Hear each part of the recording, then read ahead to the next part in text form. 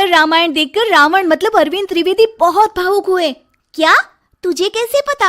Hello app से। देख, ये है हेलो ऐप। जैसे ही आप हेलो ऐप डाउनलोड करते हो, ऊपर सर्च बार में हेलो ट्रेंड्स मिलेगा, जिसमें सभी ट्रेंडिंग न्यूज, वीडियोस, आर्टिकल्स मिलेंगे। उससे आप डे टू डे इन्फॉर्मेशन से अपडेट रख सकते हैं। ये तो बहुत अच्छा ऐप है। मैं अभी डाउनलोड करके खुद को अपडेट करती हूँ। कामकाजी बहू। रवीना के 2 बच्चे थे। वो एक बड़ी कंपनी में काम करती थी।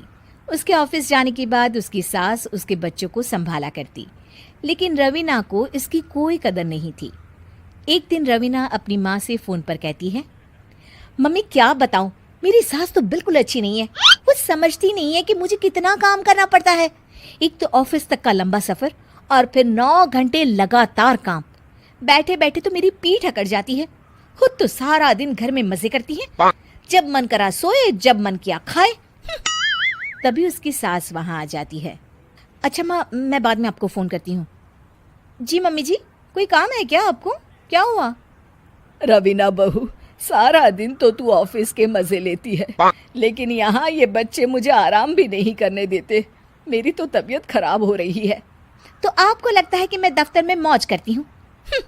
आपको क्या समझाऊं, छोड़िए। माँ, काम करना भी जरूरी है। मजबूरी नहीं होती तो मैं खुद ही अपने बच्चों को देख लेती। अब आज तो छुट्टी है ना, आज तो कम से कम घर का काम कर ले। बहू काम शुरू करती है। बच्चे के साथ काम करना उसके लिए असंभव हो जाता है।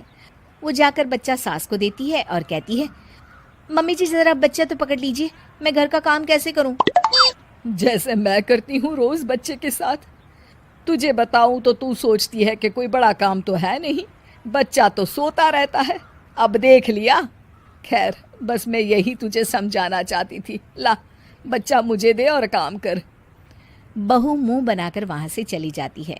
वो मन में सोचती है, बात तो सही है, बच्चे के साथ घर का काम करना असंभव है। वो किसी तरह काम करती है और अगले दिन ऑफिस के लिए निकल जाती है। ऑफिस में उसकी सहेली उससे कहती है, यार तू तो बड़ी लकी है, तुझे तेरी सास खाना बना कर देती है, बच्चे भी देखती है और तुझे किसी बात की चिंता भी नहीं होने देती। अरे क्या लकी, बदले में मैं उन्हें पूरी कमाई जो दे देती हूँ और अपने बच्चे से दूर रहती हूँ वो अलग। हर किसी को ना दूसरे की प्लेट में ज्यादा घी दिखता है।